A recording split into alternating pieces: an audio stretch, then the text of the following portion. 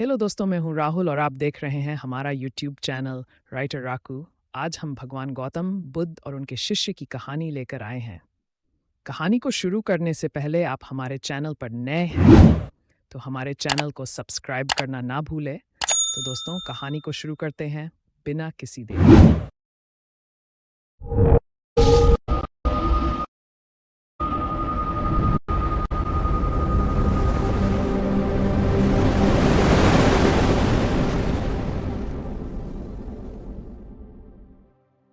बुद्ध का एक अनुयायी जो कि सालों से गौतम बुद्ध के आश्रम में आ रहा था, वह उनके प्रवचन सुनता, आश्रम में ध्यान आदि करता और फिर चला जाता।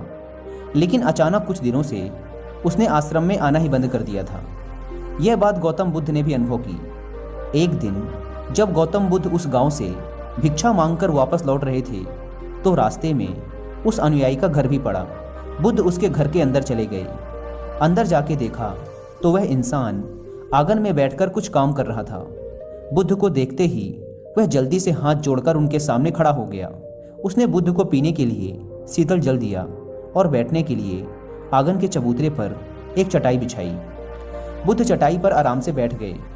फिर बुद्ध ने उस अनुयायी से पूछा, तुम्हारे घर परिवार में सब कुछ ठीक तो है ना?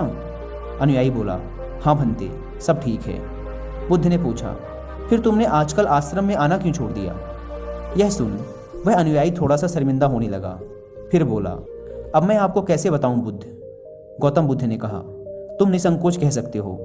अनुयायी ने कहा, मेरे वस्त्र बहुत ही पुराने हो चुके हैं, वे कई जगह से फट गए हैं, उनमें छेद निकल आए हैं, अब वो बिल्कुल भी पहनने लायक रहे ही नहीं। बुद्ध ने अनुयायी के वस्त्र देखे, वे सच में बहुत ही बुरी हालत में थे, जगह जगह से घिस चुके थे, कई सारे छेद थे उनमें। इसके बाद बुद्ध उठ खड़े हुए और मुस्कुराते हुए अनुयायी के कंधे पर हाथ रखकर बोले, चिंता मत करो, सब ठीक हो जाएगा।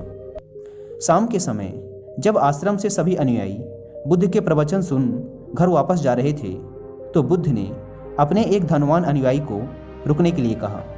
जब सब चले गए तो बुद्ध ने अकेले में उस धनवान अनुयायी से अपने उस गरीब अनुयायी को 2 जोड़ी वस्त्र देने को कहा। धनवान अनुयायी उस गरीब अनुयायी के घर वस्त्र भिजवा देने का वचन देकर वहां से चला जाता है। अगले दिन सुबह वह अमीर अनुयायी उस गरीब अनुयायी के परिवार के हर एक सदस्य के लिए 2-2 जोड़ी कपड़े एक पोटली में बंधवा कर अपने नौकर के हाथ भिजवा देता है, जिसे देखकर उस गरीब अनुयायी का पूरा परिवार बहुत ही खुश होता है। अगले दिन जब वह गरीब अनुयायी दोबारा से बुद्ध के आश्रम उनके प्रवचन सुनने आता है तो अंत में जाते समय बुद्ध उस अनुयायी को रोककर उससे पूछते हैं, क्या अब तुम अपने नए वस्त्रों में आराम से हो? तुम्हें और कुछ तो नहीं चाहिए? अनुयायी ने कहा, पहले तो आपका बहुत बहुत आभार भंते, मैं इन कपड़ों में बिल्कुल आराम से हूँ और मुझे अब और कुछ नहीं चाहिए।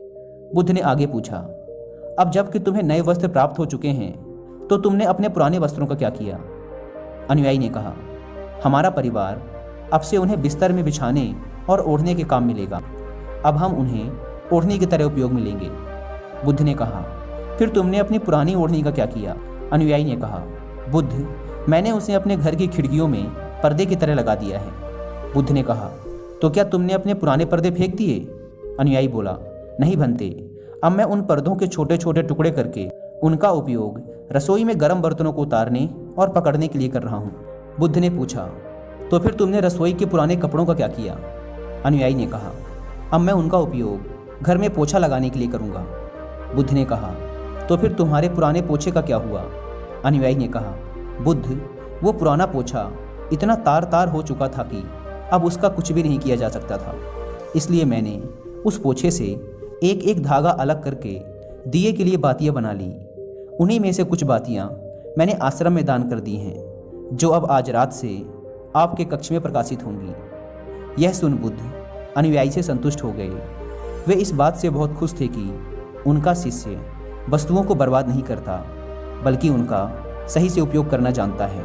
गौतम बुद्ध हमेशा अपने शिष्यों को बहुत ही कम चीज़ों के साथ जीवन निर्वाह करने की शिक्षा देते थे। साथ ही उनका ये भी मानना था कि यदि हमारे पास कुछ भी हमारी ज़रूरत से अधिक है तो हमें उसे दूसरे ज़रूरतमंद लोगों को दे देना चाहिए।